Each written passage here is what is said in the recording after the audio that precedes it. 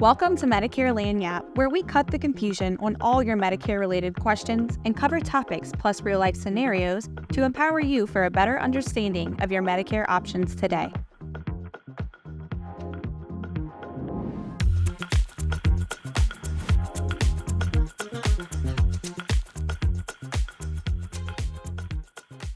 All right, welcome back to Medicare Lanyap. Today I am here with Justin Brock and Tyler Fussell, owner of Bobby Brock Insurance and the Fussell Group Insurance Advisors. So I'm so excited to have both of you here. This is our first ever podcast live at our Medicare Mastermind event. So how exciting. Very exciting. So glad to have y'all. So we're going to do a little piggyback, back and forth, interview both of you. I want to hear all the goodness, all the things. What have you done? How did you make yourself successful? What are you doing in the industry now? How are you growing? Just pour into us, okay? All right, so we'll start with Justin. What was the defining moment that made you realize why you wanted to be in the business? Wolf. Okay, so I was in the Marine Corps. And I had, I re-enlisted, I did 8 years. My last tour, I was in Japan, and I was doing on 2-month training detachments a lot. My son was 8 to 10 months old, and I came back from one, and he didn't remember who I was. And so I realized pretty quickly that at the end of that tour, I was not going to stay in the military. It wasn't a good place for that. And then coming into insurance, my dad was a Medicare agent. And I saw him go from when we were kids making $25,000 a year or $20,000 a year as a carpet salesman and climbing into the middle class. And I knew that was a path. I didn't have a big goal to do what we did at the time. Insurance kind of actually unleashed a lot of the potential I think I had as a medium, because when I got into it, I realized finally I'm doing something where the harder I work, the more reward I get. But at the time, it was just like I knew, hey, I got to replace a $60,000 income from the Marine Corps, take care of my family, and I had seen my dad do that in insurance, so I knew I could do it that way. And I love it because we can kind of relate to that. I mean, people that have watched this podcast know that that's my mom, so I kind of feel that connection there. Tyler, can you tell us what is your why? What is my why, or why did I get into the business? Tell us, what is your why for getting into the business? Why are you in the industry? What is my why for getting into the business? When I started off as a P&C agent, and after Katrina, I sold the business because it wasn't what I was wanting to do anymore. And I actually went to work with my husband in an industry that I swear I'll never work in again. I'll fry French fries at McDonald's before I ever do that again. Anyway, after 2 years, I said, this isn't for me. I quit. I put my information out there. It was like Monsters, whatever. Remember those? Not Monsters, Inc. That was the movie. I was about to say Monsters. Monster.com. Monster.com.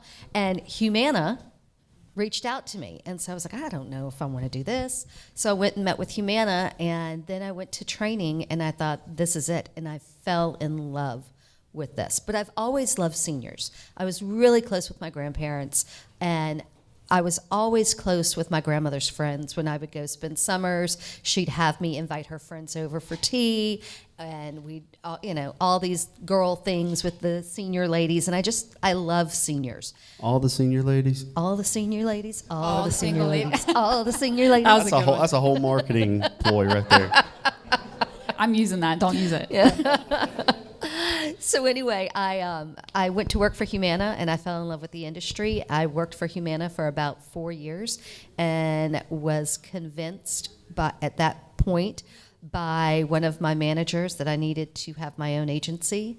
And so I said, okay, let me try this. There wasn't a me here. And look what you've done. And look what I did. Here we are. Here we are. So Justin, you spoke a little bit about the Marine Corps. Tell us, how did that experience shape your perspective on leadership, on service, and on impacting others, or making an impact in general? I think when I was in the Marine Corps, I got to the point where I was a sergeant. I had people that were under me, and I was able to manage a team. I was also in an operational role, so I was managing training and readiness for pilots, as well as ground training status and combat fitness, so people could be ready to deploy and that sort of thing. And so it helped me operationally. It also helped me because when I started to build at a certain point and realized, like, hey, I need more people. There's no way I could do this without a team. I had experience in managing a team. As a matter of fact, when we first started building, I remember my dad was very opposed to bringing he was very sold on, I'm an independent agent, I'm never going to bring anybody on. You can't trust them. Nobody wants to work.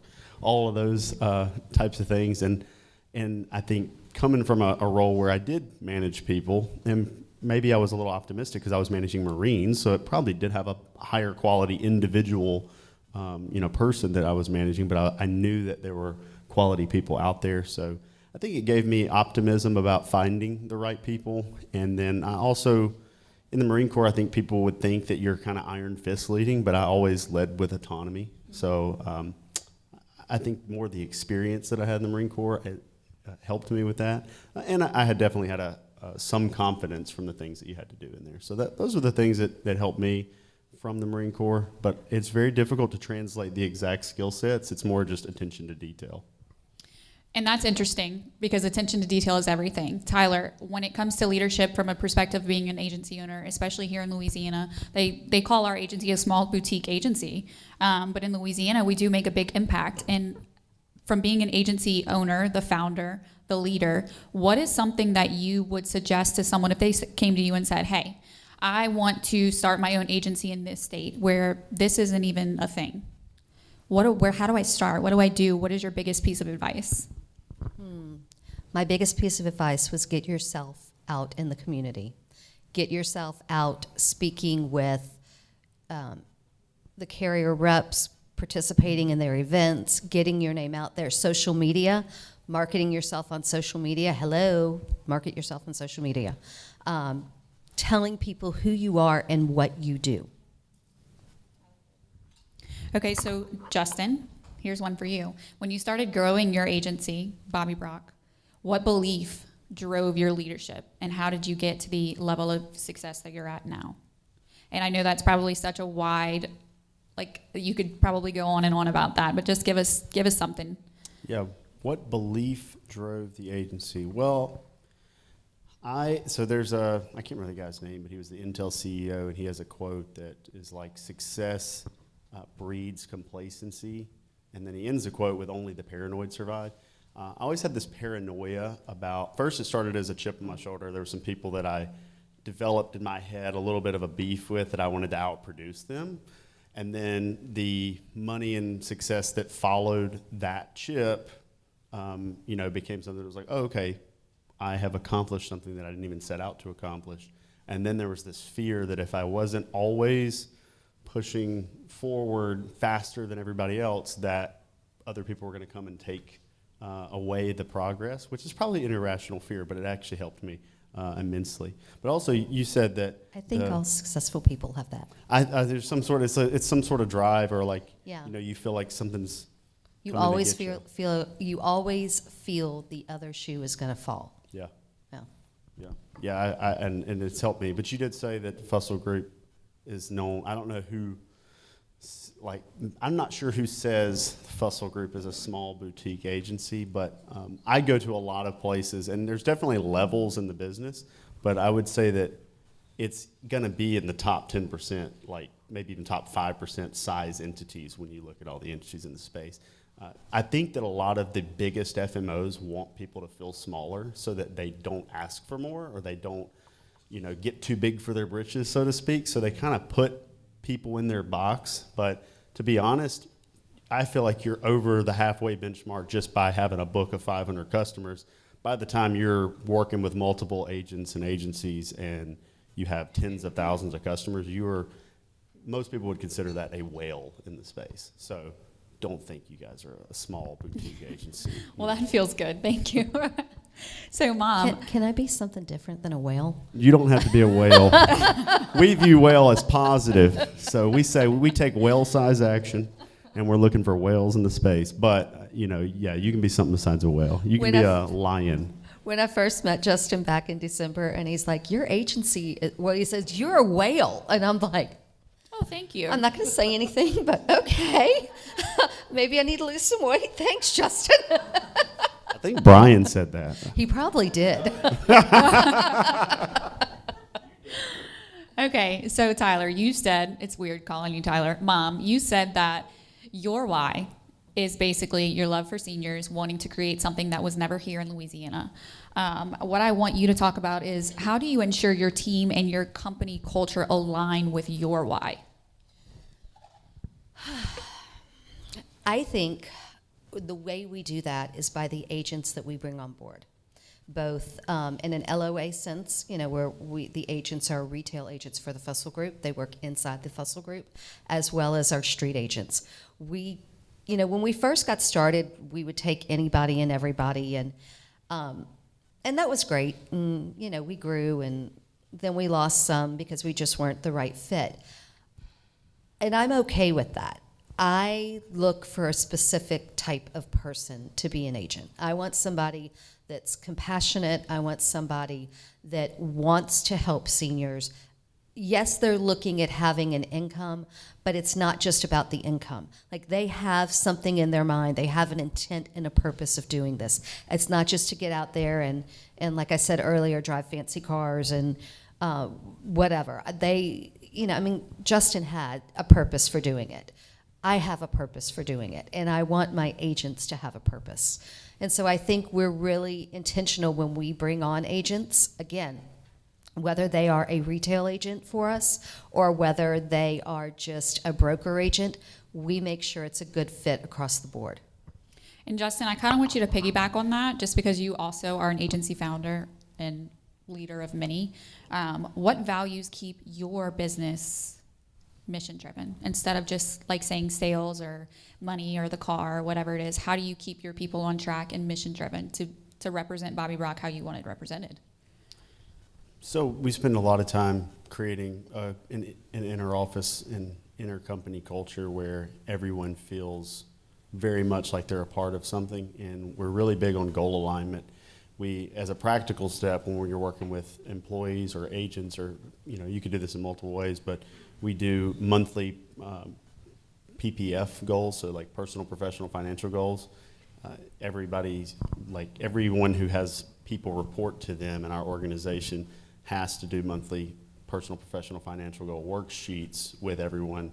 We are really pushing them to not just put goofy stuff on there, like I want to make $5,000 more. Like, it's just too generic. So we want really raw goals, like, hey, we want, I really wanted to take my kids to Disney, but it's just not in the picture. So we have things like that, or we wanted to take our kids to an NFL game, or whatever it is. And then it's so easy for us to hey, let's set a goal, and then we just pay for them. So we do a lot of stuff like that in the PPF world. And then we have to paint a vision that our goal is big enough for everyone else's goal to fit within our organization. So if you don't have, if the people that are working under you or for you or with you don't feel like your goals are big enough for them to catch that draft and follow along with you and accomplish their goals, then they're just going to feel like, I'm just doing this to buy my time until something else comes along.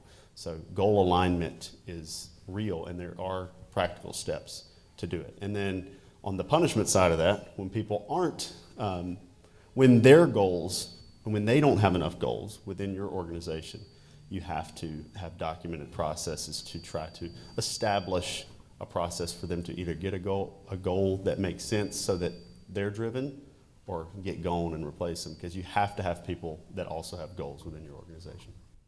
So we've talked a lot about purpose. We've talked a lot about both of your whys. I want to kind of sway towards the Medicare space because both of you are geniuses in that area.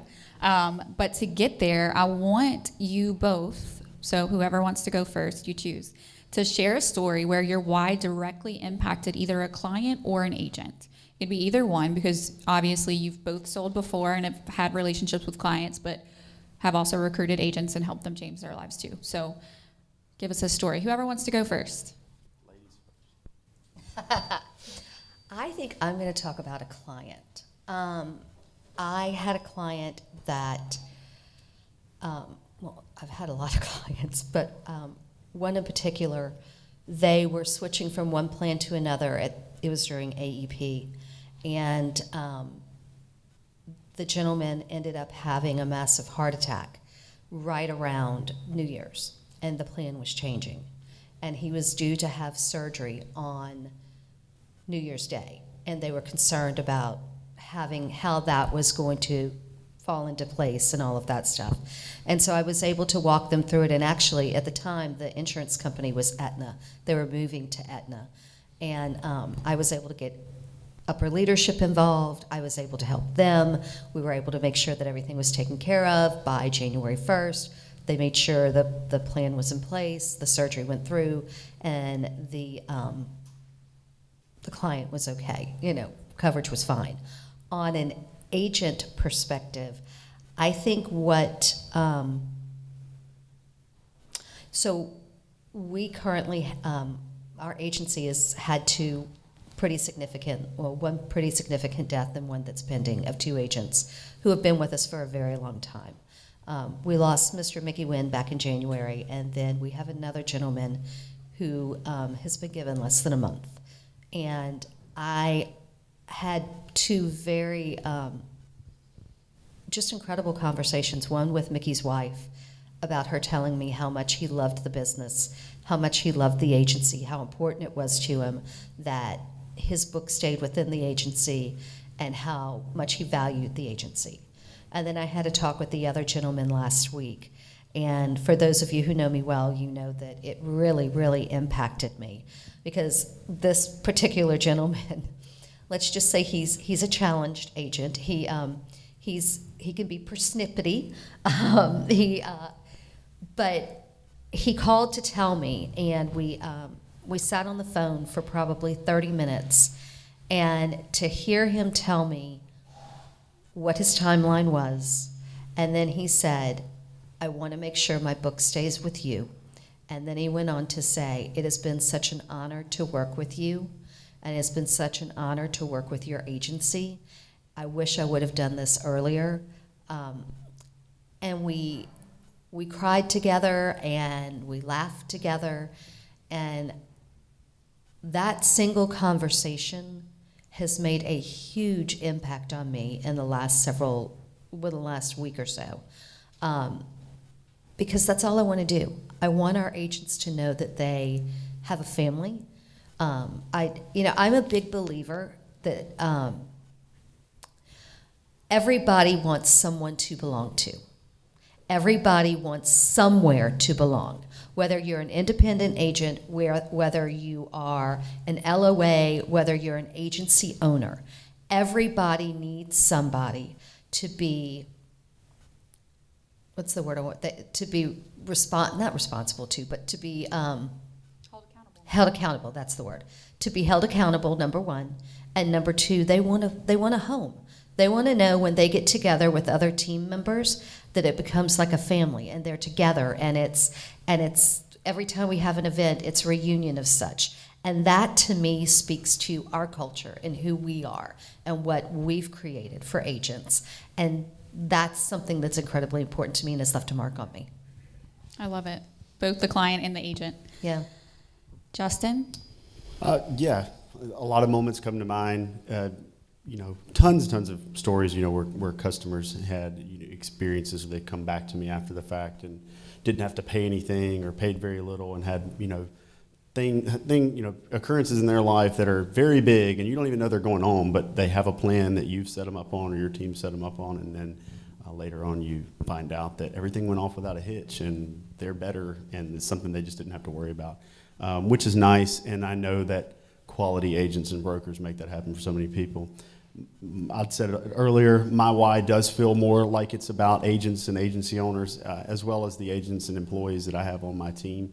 And so a lot of the things that come to mind is, there was this moment we did MedicareCon, the second MedicareCon in Birmingham. After it was over, it was a big step up from Memphis. I don't know if anybody here was at Birmingham, but we went a big step up from our first one. And, afterwards, like the whole team, this is just like crying about how amazing it went. And I didn't cry, Brian. I didn't cry, but I wanted to. and you have those moments where you just feel like the camaraderie of like pulling off, a big thing and seeing other people that you brought to the dance like feel so like passionate about what they were able to accomplish is probably the coolest thing I've ever experienced. And then, another thing that I think of is when COVID hit. So most people probably don't know this. The first MedicareCon we were going to do was actually called the Medicare Gurus Mastermind. And almost like this. We were going to be in Memphis. It was going to be about 100 people. And it was going to be April of 2020, which was a great date. And we were in Destin in early March during spring break. And, we're out on the beach, and Ole Miss had their spring break at the same time. There's a lot of Ole Miss kids out on the beach near my family. And I remember it was like the end of the week, spring break week, and they all started applauding and cheering on the beach. Come to find out, they just got told that spring break had been extended a week, and they were so happy.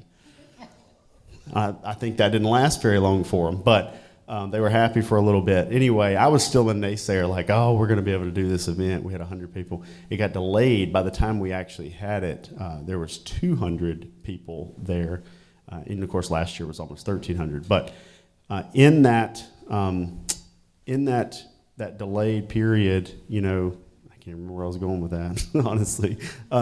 In that period, though, I noticed when we delayed it for a year, we decided to start a virtual coaching program for agents at the time, and we would just bring on agents to do weekly calls with them. It was me and a guy named Medicare Bob, Robert Bache, and we were mentoring them on doing telesales because obviously a lot of agents that were in the field were really freaking out, and they needed to be able to do telesales. And so we started talking to them about how to frame that conversation, the marketing behind it, et cetera. And out of that group, I have several friends that came to us in that group that were just like brand new agents or in their first couple of years. And like one of them is Matt Timmon now. He'll do $15 million in revenue this year. He's got about 45 employees. Another one was Josh Lustig. When we sold to AmeriLife, he sold 70% of his company for like $53 million. And they all were like brand new agents when we found them in that group. And just a few years later, they were able to do that. Which, it's not all about money, but it is really cool when you feel like you mentor somebody and then they accomplish something that is even bigger than you would have ever expected, So it's just cool to see like other people win and feel like you helped in any way. So piggybacking on your comment, and I know you told everyone earlier, but you mentioned it again, that your why is really the agents, just training them and being a leader in a positive role for them. So not just as an agency owner, but how do you see your role as an advocate for just agents themselves? Like, tell us, not just thinking from an agency owner's standpoint, but just as an advocate for a street agent. So, as an advocate, I've gone through different modes of this. So, like, I have been to Washington, D.C. with NABIP and done the CapCon stuff and created change.org petitions and tried to change things. And I'm not against all of that, but at the end of the day, I feel like the biggest impact I've had as an advocate for agents is trying to get them to quit thinking like there's this aspect of like you can help more people if you don't get so tied up into the nuance and the politics and the changes, and you just view everything as an opportunity and you're like optimistic about whatever happens, it's going to be more opportunity for me to help people. The more confusing it gets, the more screwed up it gets. And I know that there's some people that probably think, well, what if they do this? That would kill the whole industry. I don't believe there's anything that kills, even like, first of all, I don't think most of the things are going to happen. But second, even if they do, I think there's a pivotal point. If you just like view everything through the lens of no matter what happens, there's always going to be a consumer that needs help. And if the consumer needs help, there is a path. And there will be a lot of agents. Like, you don't have to worry about like, well, everybody can adapt to these new ways that things happen. Don't worry about what everybody else does. Worry about what you do. And if you're focusing on if I'm focusing on the agent and I'm training the agent to focus on the end consumer, then there's always a path forward. So my advocacy really is trying my best to get agents and agency owners to think like business owners, even as they think like an advocate for each individual Medicare beneficiary. Because when you get too caught up in like advocacy, you can get like so like romantically involved with the nuances of Medicare and the politics and the commissions and this carrier and the carriers want to get rid of us and all that. It's a lot of head trash. And if you just focus on, like, in my head, I'm like, la, la, la, la, la, I'm going to help the next agent. La, la, la, la, we're going to help the next consumer. And so everybody else is thinking about, whoa, my gosh, woe is me. Like, quit. The sky is falling. Yeah, you're manifesting negative things, and if you see it negatively, it will impact you negatively. If you see it positively, it will impact you positively, and I totally believe that. I'm not like a... I just finished the book, The Gap and the Gain. Have you read that? I have not.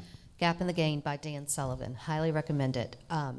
And it talks about that, your mindset of how you can look at something and you can be in the gap and you can take that negative mindset and you're never going to grow. Or you can look at it as a challenge and you can look at it as a chance to grow and to become something bigger. You can look at the opportunity. And that's one of the things that last summer, with all the hoopla between the Medicare sub rates going up and PDPs not paying and all the hoopla that was going on with the final rule, one thing I kept preaching to our agents is stay positive, stay focused. This is opportunity. Opportunity, opportunity, opportunity. And that's how you have to look at life. Yes, Because and I if you didn't don't mean to look at cut you life off. I'm sorry. with open eyes of everything is an opportunity, then Yeah. you're not going to go anywhere. The needle's never going to move. Yeah.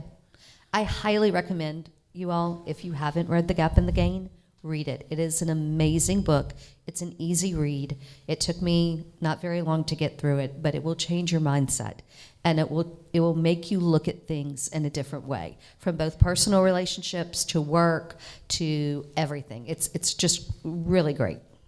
So go I ahead. would say that the entire world of content is created, whether it's TV or social media, it's created to invoke outrage and fear, a little bit of funny stuff with cute puppy videos. My wife would tell you that 50% of my algorithm is dogs and babies doing funny stuff. And I'm like, yeah, it's because I'm awesome, okay? I don't respond to all the dumb shit. But most of this, the algorithm and the media, I hate to be like, I told Jackson the other day in the office, I'm like, he said the media something, and I was like, that's how old people talk. You know, we talk about the media, you know, the damn media. But it's designed to like create this, invoke this emotion, and it creates this negative thought loop of like, oh, this politician that, and these people that, and Antifa, and these people this, and like you're like, if you turn it all off and you just walk outside, everything's fine. Everyone's great. Everything is great. Because the media is going to put a negative twist on it to get your attention. Right. That's how they win. And Yes. they keep you in this like drained, negative, pessimistic mood. I cannot watch the news. You can't. And even if you try to like even in Medicare Monsters, like we want engagement in the group, but you know what creates the most engagement in there is when Negative. people say like negative, crazy stuff, and then it just turns into like traction. Somebody could go in there and say the nicest, like, hey, everybody, just want you guys to have a great day. Here's a tip that I learned today. And like, you'll get no traction. And then somebody will come in there and be like last night, somebody came in there in an anonymous post and said, it was the funniest thing to me, but they said, I think my wife doesn't love me anymore, and I'm about to lose my United Healthcare appointment. Oh, no. And I was like, what? The sky is I falling. thought it was a joke. It was kind of funny because I can see who posts anonymously, and it was a woman that posted it. So I'm like, which a woman could have a wife, but it didn't look like a woman that would have a wife in there. So I don't know, maybe it was a joke. I'm not sure what was going on, but it was a little crazy. But that's the kind of stuff that gets attention because that's what everybody responds to. And if you just stay in like a positive thought loop, they say ignorance is bliss. If you're just like oblivious to all the goofy stuff and you're like, whatever, good shit's going to come my way. You know, I'm going to help everybody that comes in front of me. Even to the point of like when you see something and you're like, oh, I got to help report this because this person did this thing bad. It's even that. You'll feel like an advocate in that time. I got to get this bad stuff. It's a waste of your energy. Like just fix it. Tell them to quit answering the phone or calling people. and just fix it and move on and help more people. Like, that whole thing is crazy to me. I agree. That has been, like, between my mom and I, one of the biggest things for 2025 is just looking at everything in a positive light. It changes your world drastically. Yes. Like, when you wake up every morning, be grateful that you get to go to work, Be grateful that your child that's not sleeping is healthy, all the things. So My wife was going to the endocrinologist this morning, and she's calling me. She's like, I just know they're going to tell me I haven't lost enough weight or something like that, she was saying. And I was like, I'm manifesting positive vibes for this appointment. Everything is going to be amazing. Don't worry about it. And then it was. So I'm like, I out-manifested you. You were working against yourself, but I helped you. I win every time. Poor Tempest. I'm a strong manifester. If you practice, you guys can be strong manifestors as well. Okay, that's everyone has to manifest. I'm in agreement with that. I lately have been doing that myself, like really throwing things out there that I want to manifest in a positive way, and I'm seeing them come back in those ways. So. We just had an agent walk up to us and said she was not an agent with the Fussell Group, but she came to the Medicare Mastermind today because she saw our stuff on socials. She just came across it. She said just later in her life, she decided she wanted to do something different. She followed a step-by-step guide to get licensed and whatever, and she found the Medicare Mastermind, and she was like, I absolutely have to go. And here she is. She manifested it, and here she is. She's like, I have never heard of the Fussell Group. I have never even thought about being in this space until recently. She obviously didn't work for a carrier then. And then here she is. Hey. People manifest things. And you guys it manifested her happens. here. Yeah, we're we just did. we're just in a web of manifestation right now. Does anybody You need feel it? anything manifested right now? Because I think we can do it. Yeah, let's throw it out there. Okay, Tyler, let's get this one right. for you because I think you're gonna like this one. Oh. What is the biggest misconception about Medicare, and how does your why help correct it? Oh, wow. The biggest misconception about Medicare. Medicare Advantage or Medicare? Medicare. I think the biggest misconception about Medicare is that it covers everything, and that there is not a reason to have a supplement or a Medicare Advantage plan. I think people get too caught up in the negatives of what a Medicare Advantage plan is or what a Medicare supplement will do, and I just want original Medicare, but yet they have no idea where their holes are with that. There are plenty of holes in original Medicare, which is why you need a supplement, a Medicare Advantage. You need a hospital indemnity or a cancer plan because there's those holes. But how does my why help explain that to people? I think it's training our agents to make sure they deliver the right message to the clientele and getting out to them and saying, look, you have holes. You have a deductible with Part A. You have a premium with Part B. You have a deductible with Part B. You have a 20% copay. That 20% doesn't have a stop loss. It could be 20% of whatever. And so you have to find a way to cover that. You have to find a way to protect yourself and to give yourself peace of mind. So I think by educating our agents to be able to have those proper conversations, that helps to complete my why. So Justin, where do you think the industry is failing consumers? So we talked about the biggest misconception of Medicare, so how consumers see Medicare. Yeah. But where do you think the industry is failing consumers, and how do you set your agents up to fix that? I think the industry, and the source of that would probably be the plan sponsors, are so starved for applications for quarterly bonuses going to executives that they pretty much ignore the quality of business standards, and it encourages transactional based marketing practice. I wouldn't say bad practices, because there is a transactional group of people out there that are always going to buy that way, but it creates an effect where those consumers are targeted too heavily, and there's too much churn, and it's not necessarily good for anyone except for maybe those executives that get the bonuses, because even the agents that get caught up in writing it in the agencies, I don't even think it's good for them, because they're not realizing how fast they're churning through the same group of people over and over. Well, again. they're never growing. They're just The constantly needle isn't churning moving their because business. you're just flipping. Correct. You're Right. never gaining new money. You're just repurposing the same money. Right. Yeah. And you're never growing and helping other lives. Right. So Justin, how do you set your agents up to fix that issue? We preach lifetime value of a customer. So even if you're the most empathetic person, you can still put a number on like the value of a customer, because it's not the number on the value of their healthcare, the value of their life, but the number on the value of the monetary value that they bring to your business is the lifetime value of the customer. And if you're focused on a high lifetime value customer, how do you get a high lifetime value customer? Well, one way is to attract a type of person that is less likely to shop. And if they shop, they're the type of person that's loyal to an agent. Another way is to attract the person that's not necessarily that and train them to be that. And so we just focus on that, like what are the ways that we can increase the lifetime value? One, attract high lifetime value prospects. Two, take someone who would be subject to the plan shopping multiple times a year, and then build a relationship with them through retention marketing and outreach and client services, and then just in the sales process itself, so that you can turn them into a 15, 20-year client, versus this idea of like a 12-month client or a 6-month client that you never get back. And we've seen that like as the call center. One thing that's really cool about publicly traded call centers is that all their numbers are public. And so you can actually go and read the reports. They have like annual and quarterly reports that break down the lifetime values of their customers. And if you go back and read the last 5 years of SelectQuote, Go Health, it's SelectQuote, GoCo, Go Health, and eHealth, and some others, even Benefit before they got pulled off the shelf, they were posting every quarter their lifetime value was going down because they're all just rewriting the same customers over and over again.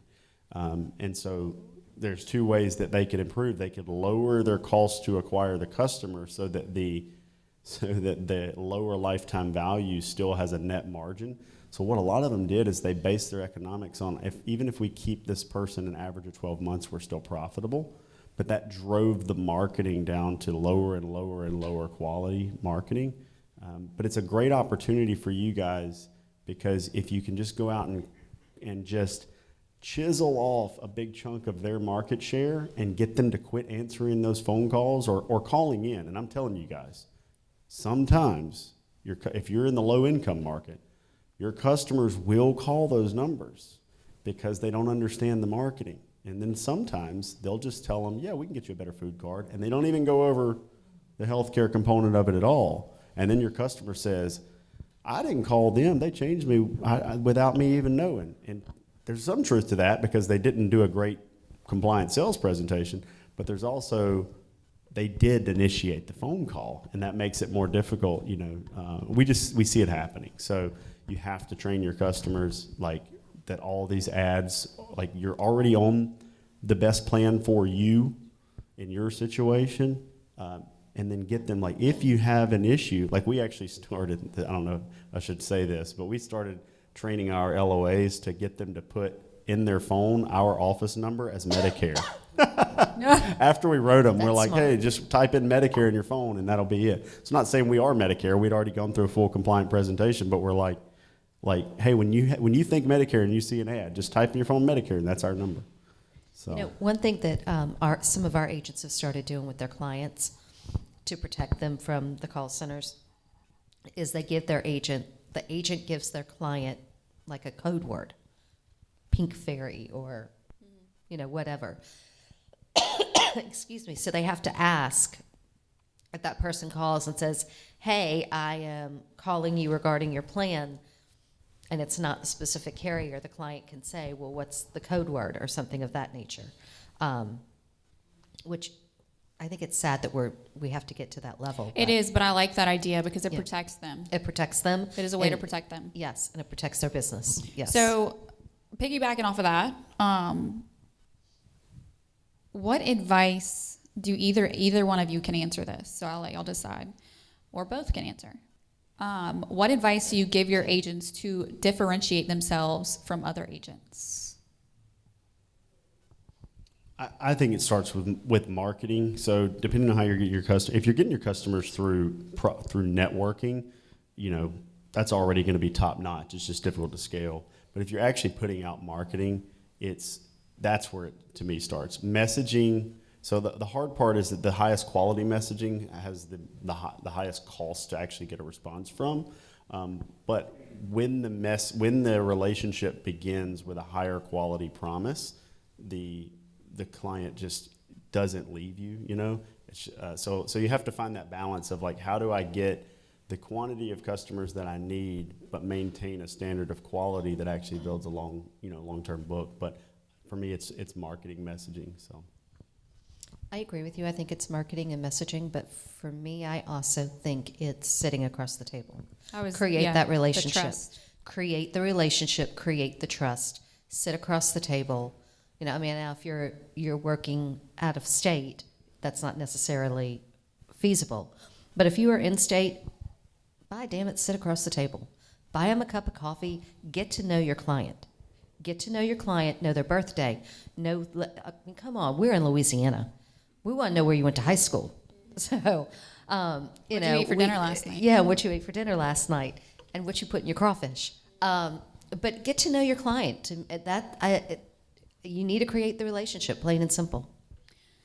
So from two business owners, I would say legacy builders. Just from me looking at both of you, I mean, I'm 26 years old. So being here, sitting with both of you is just amazing. And just hearing what the both of you have to say is my mind is just like soaking it in like a sponge. But what is one thing that you wish more agents understood about building a legacy and not just being a business? I think building a legacy is a culture. I think it's a culture you have to create. And relationships. Yeah, I mean, a legacy is kind of, to me, is what you're known for. Mm-hmm. And so, you know, to build a true legacy, you have to become known for a purpose or a why. Right. And you know, I think if I was gone tomorrow and you went and talked to like all the people that have worked with me and asked the people closest to me, you know, what I was about, and I think mostly they'd be like, Justin wanted to go out and dominate the industry, but he wanted to do it with his best friends beside him. And so we have a really good core culture that way, and that's, I'm proud of it. I want to keep getting it bigger and bigger and impact more people's lives, but you know, it's mostly about going on a journey and taking people with me that want to be there. I love it. So to close out the podcast, I'm going to do a rapid fire round with y'all, asking you some questions. Obviously, I've done that the whole time, but some more short, sweet, to the point questions. So let's see, Mom, what is the biggest lesson you've learned about leadership? Your business coach is in the room, so choose your choice wisely. I would think the biggest lesson I've learned about leadership is you have to walk the walk. If you're going to expect something from your team, you have to be willing to do it yourself, and you have to have walked the walk. And I also think you have to listen. You have to listen. That is something I've been working on for about a year now, is listening better. I love that, because it's so true. Open your ears. Not everyone wants to hear your unsolicited advice, but they want to be heard. Well, yeah, my compliance and operations director is probably sitting back there going, I want to choke her right now, but Lord knows he and I, we go back and forth on things, and it's good banter. But I have learned to listen more and take more of an honest, not that I was ever not honest, but I wasn't listening to what my leaders needed and what my agents needed. Justin, if you had to start over today, what would you do differently? I would borrow a lot of money fast and scale really quickly. And that's true, because, you know, in the beginning for me, and it's not fair to say, but like, knowing what I know now, I would borrow money and put it to use. One of the biggest limitations of people starting in the industry is capital. They're having to spend time because they don't have money. and you have to build slowly, and in the process you do learn a lot of things too. So there's validity in that. And some of the groups that I know that started with capital and no information spent it poorly as well. But given that I have the right information, I would go and get capital. And maybe that's not for everybody, but that's what I would do. If you take that off the table, I would, like, when I found something that worked, I would have scaled it quicker, which might have been part of needing the money to do that. But I would have figured out a way to scale quicker. And that's what I was going to ask. Was it more of a monetary thing, or was it fear-based that you didn't scale quicker? It was, well, it was a couple things, like not knowing what I wanted, but the thing about, like, the most gratification I found in business is having a team and having people like feel like they're part of it, and the culture and all of that, right? So if that's what I'm after, I need a certain amount of revenue to find that. So early on, like, I talked to a lot of people, and they're like, well, I'm not trying to build that, I'm trying to do this. And they have to remember, like, I wasn't either. But what happened was I found a lot of gratification in having that team. So if I started over and I didn't have that team, I'd be working towards building that culture again, because it's been the most gratifying point. Not to say that making a lot of money isn't probably more gratifying than you think it is, because people that tell you that it isn't are, lying through their teeth. Money does solve a lot of problems. I told you guys that passport story earlier. I can't remember who I told that to, but I needed a passport for my kids. I didn't realize, and I needed it in like 3 days. And I chartered Nicholas Air private jet, flew into New Orleans, and went to the office down here and got them passports. Well, that's like a $30,000 round trip flight, or whatever it was, 25, to do that. But we were going to the Bahamas, and I wasn't trying to delay my trip, but I couldn't get in if I didn't renew their passports, and I forgot. If I didn't have a lot of money, I couldn't do shit like that. That's an expensive forget you had there. I had to cancel I'd had to cancel the Bahamas trip. You got to cancel the Bahamas trip or leave those babies at home. With my wife, she barely ever lets me. We're actually going to Prague next month, and she's finally letting me leave the kids at home for something. Sounds a lot like me. Yeah, we don't typically leave them. That we just went to Argentina, and they were there with us the whole time. But and it's not all about money. But most of the people I do talk to, and they're like, "Well, I just want to get to this point." And it's like, until you get to that point, and then you want more. And then you want more, and it's not. It's more about growth, But the growth does come with this thing that you get to spend on stuff called money, which is nice as well. So that's the fun part. That's the fun. I mean, like, most of the things that I've bought, I will say this: the only things that I've bought that besides just spending money growing the business, that are really gratifying are experiences. So going on trips, like the Bahamas trip to me was very important, because we were about to close the Marilife. I wanted to go down to Atlantis with my family on spring break and have a great time, and we had this really cool trip planned. But those experiences are great. Cars and watches and all that stuff is not as cool as it sounds. But no, memories, and experiences are great. And then, honestly, we spend a lot of money on our team, and have no problem doing that. I mean, we give them bonuses and pay for trips for them and pay off their debts sometimes, and that stuff's fun. It's cool to be able to, like. It makes you feel. It's like, if I have made all this money and I can't use it to help people that help me get there or that I care about, like, what the hell is it good for? So. Yeah. I feel the same way. So, Mom. Care. One piece of advice for an agent who is struggling to find their purpose. I think they need to go back. Well, first of all, I think they need to buy Simon Sinek's book, Find Your Why. And then I think they need to sit down and think about why they're in the industry. Like, what brought you here? What really brought you here? Was it your family? Was it that you wanted to make a difference? What is the reason? So, closing thoughts. Let's wrap this up. It's been a long day. Yes. Justin, what's next for you, Bobby Brock Insurance, and the industry? Spill the tea.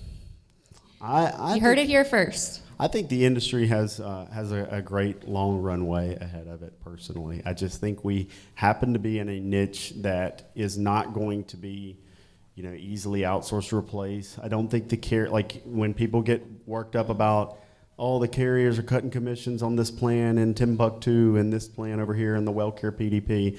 Well, that was a lot of things going on that year. The Inflation Reduction Act's maximum out of pocket, star ratings gutting funding for carriers. They felt a pinch and they did not want to grow as fast, so they disincentivized enrollment. WellCare PDP was a little bit of an outlier, keeping the plan and not paying renewals. Those guys are assholes. But the actual like Medicare Advantage plans that cut commissions for certain plans, I think it was completely strategic in that they just did not want to incentivize enrollment in those plans, as they didn't want the business.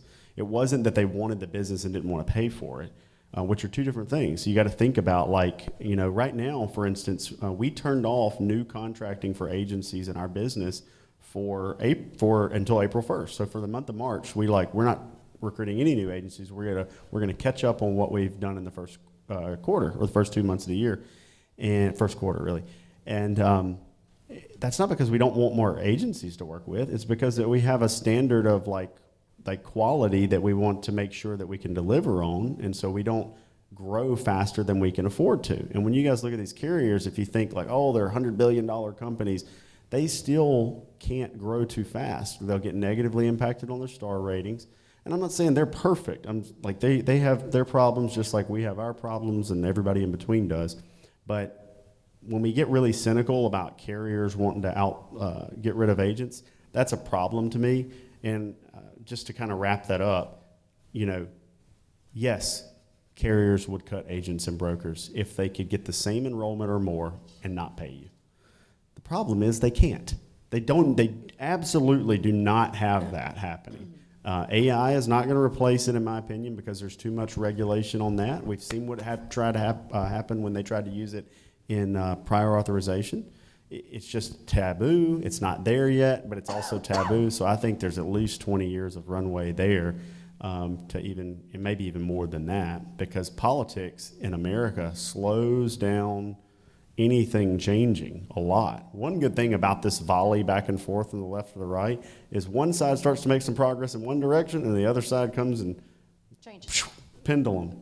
And I think it was I may have been Elon Musk that said it, which he's taboo right now to some people, but whatever. He had said something like, it's a beautiful thing when or it's like the best thing for the American people is like when one chamber of government is tied up in the opposite party, because they're in this stalemate and they can't change things, right?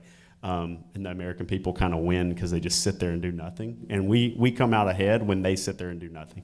But anyway, I think that's not going to be impacted. For BBI, we're very optimistic about the growth. We just want to continue to grow. I mean, I have this goal that the biggest groups out there, wake up a few years from now and they're like, shit, we didn't see Justin Brock coming. He just put us all out of business. It's not because I want them to go out of business. I just like competing. And we think, and honestly, it's not because. It's because we want our value proposition to be so strong that their agencies didn't want to work with them anymore. And if we win because our value proposition is stronger than everybody else's, then we deserve to win. If you want to compete, evolve your value proposition. There are a lot of FMOs that do not have a value proposition anymore. And that's the reason we became an FMO. We were an LOA, direct-to-consumer agency. That was what I was building. And I was referring agents to other FMOs, and I was like, why am I referring to these people? They don't know shit. They're asking me questions after I refer them agents. Doesn't make any sense. So that's what I want. I want to dominate the haters and the complacent people and keep building and help agencies help more consumers. Haters are your motivators. The haters are my motivators. Haters are motivators. And Mom, what is next for you and the Fussell Group? So we just recently joined on with Bobby Brock. We're now a partner of theirs. We have, of course, they now have a footprint in Louisiana because of us. So that's one of the things. We're really looking forward to working with Justin and his team and growing our footprint. As I said earlier, I have a desire for us to have at least 15% of the share of Medicare clientele in Louisiana by the end of the year, and by 2027 I would like at least 50% of the share. I also want at least 50% of Louisiana to have spoken our name in some capacity, that we are in their home somehow, some way, whether it's ancillary products, Medicare, group, individual, life, some way I want to be in their homes. And then we're just going to continue to grow both our retail agency, and we're going to continue to grow our street brokers. I see a need for street brokers. I think they are where the industry started, and I think we're heading back that way, and it makes my heart happy. I love it. Yes. So All I'm a right. street broker at heart. I'm a street girl. So tell us, how can people connect with you? Both of you. Both of me. They can connect with us at through our Facebook or the Fussell Group, or through our Instagram. They can also reach out to us via our website at www.fgiala.com, and they can always call our office and talk to our wonderful assistant at the front who answers the phone and makes everybody just have a wonderful day, Christy. So Bobby, how can they? Bobby, Justin. baby. Justin, how can they connect with Bobby Brock Insurance? Well, I'm just going to say youtube.com/Justin Brock, as well as on Facebook. Our Facebook group, Medicare Monsters, if you're not in it, is a great resource. And, I'll throw the Instagram out there. Pretty much everywhere is at the Justin Brock. at the Justin Brock. Yeah. The Justin, one and only. Justin Brock was taken. Really? I didn't just want to be at the, so. Wow. Yeah, there's some guy that has at Justin Brock on Instagram and Twitter, and he completely doesn't use it. Well, he won't respond. So No. Well, you are the Justin Brock. So Well, you are it the fits. the It fits. Justin. Every time I say your name, I can think all I hear is no. Nicki Minaj. Uh-oh. Justin. Justin Bieber, is that you? yeah, actually, we were down in Argentina, and one of our downline agents, John Sahakas, out of South Carolina, his son's name is Georgie, and I've been going on conventions with Georgie since he's like 5 now, but since he was a baby, and he always calls me Justin Bieber. Justin Bieber. It's fitting. Yeah. You get the swoosh Baby. hair. You got a little bit of it going Baby. that way. A little swoosh. Yeah. A little swoosh. You dye it blonde. All right. Well, thank you both for joining our Absolutely. first live podcast. That was so much fun. Thank Justin, you. it was a pleasure having you. Tyler, you're always on this podcast, but this was fun. Yes, I like it doing it was. live. I do And too. to the crowd, thank you all for listening. Yes. Thank you all. Yes. Yes. Well, do you all have any questions? Any questions we can answer? Anybody? Oh, come on. Somebody's got to have a question. Nothing? Nothing? We did All such right. a good job. I think they're tired. We've been here since 8:30 this morning. I know. Awesome job, guys. Thank you. All right. Well, All right. thank you for watching this episode of The Lanyap. You can follow us on Instagram, Facebook, and Twitter at fgiala.com, or visit our website at www.fgiala.com. Thanks for watching. This has been a Fussell Group Insurance Advisors educational production series. If you enjoyed this video, like and subscribe, and stay on the lookout for more. Please follow us on Facebook, Instagram, and visit our website, fgiala.com.